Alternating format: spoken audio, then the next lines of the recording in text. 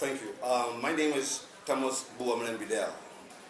I'm from Maryland County. I was born and raised there. Went to high school there before I left and traveled out of the country to go to school. I am a political economist by profession.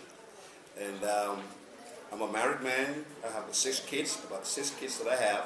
I got 3 in Liberia and 3 outside the country. And I have been an athlete. I played for the Lone Star. I played for Borough. During the days of George Weah, we all played together. We had a great time. So I really believe in the social affairs of our people to make sure that the young people of this country will have the same opportunities that I had to move forward into the future.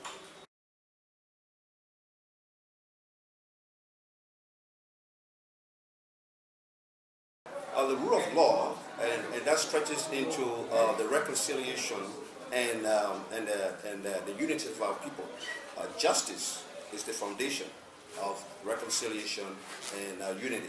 You cannot reconcile with people unless there's justice. And we got another piece added to it we call atonement. In this country, from an experience, we have series of wars, we have series of chaos, and whatever you call it. As a result, we are left in a position, in a negative column. And in order for us to be removed from that negative column, we have to actually reconcile. And reconciling simply means bringing to an end a quarrel. And you have to find out who did wrong in a quarrel. Not to actually do wrong to the person, but find out who did wrong. And then justice prevails. And the person apologizes and says, well, I'm sorry for what I did to you. Please accept my apology. The other person has the right to accept or not to accept. But we encourage them to accept. So justice is the foundation for reconciliation in this country, and that's what I'm going to push forward.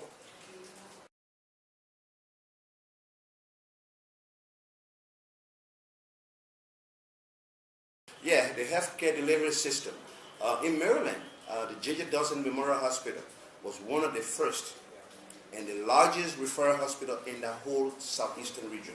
As a matter of fact, people travel from Nigeria, from Ivory Coast, from Sierra Leone, to go to the hospital there, and they did a great job. I've seen that when I was born, and it continued up to the time I left from there. Now it has all collapsed. I think we need to go back to basics. My whole agenda is going back to basics, economically, politically, socially, spiritually, going back to basics. Those things that our foreparents were doing that moved this country forward, we need to come back to them again and try to enhance those kind of tendencies for us to move forward into our future. So healthcare delivery system has to be perfect. There's no question about it. It has to be excellent. You can't leave it halfway done. It has to be excellent, because the Ebola situation has revealed to us that our healthcare system is terribly bad. We got to improve it.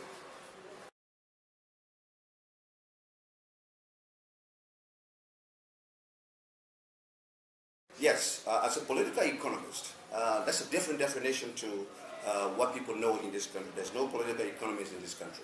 No one is a political. I'm the only political economist in this country. What that means is I understand how the multinational corporations work. I understand how NGOism works. I know why they are doing what they're doing. But just to bring it back to basics again, we need to build a middle class in this country. In Liberia, we have 2 extremes. Either you got it or you don't have it. But what's the middle class? We need to create a middle class. In order to create a middle class, I have an economic program to empower small businesses, to put in money in the small businesses, contracts and stuff like that. So then you build the middle class. Once you build the middle class, the economy will boom, it will thrive. And that's what our investment will be in creating a middle class for this economy. Well, people can tell you that the economy has collapsed. They can tell you anything. But those are problems. But the solution to that is to build a middle class in this country that will be able to empower or move or serve as a steam engine, a power plant for the economy to move forward.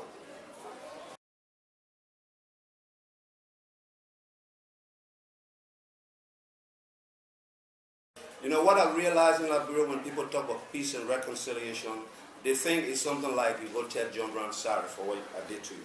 That's not all to it. There's more to it.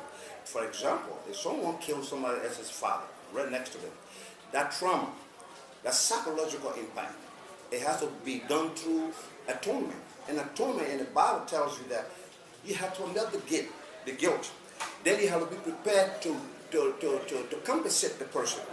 And compensation is not only monetary, it's psychological. So when you do these things here, then justice sits in the middle. That if somebody is actually wrong, that person will be prosecuted. And after the prosecution, if forgiveness can come in, then it can come in. But you can't just go to somebody and say, I'm sorry for what I did to you, and walk away. It's not yet done. It has to be fundamental. It has to take into consideration all of the ingredients. The atonement all have to go into the process. And that's the reason why I think in Liberia we haven't had reconciliation. Because people, there's no atonement. And the spirituality part, the part of the Bible that tells you that in order for people to thrive, they must be able to accept God's command. We have to institute that within the process of reconciliation. It's not only legal, it's not only political, it's also spiritual. When we do that, this country will thrive.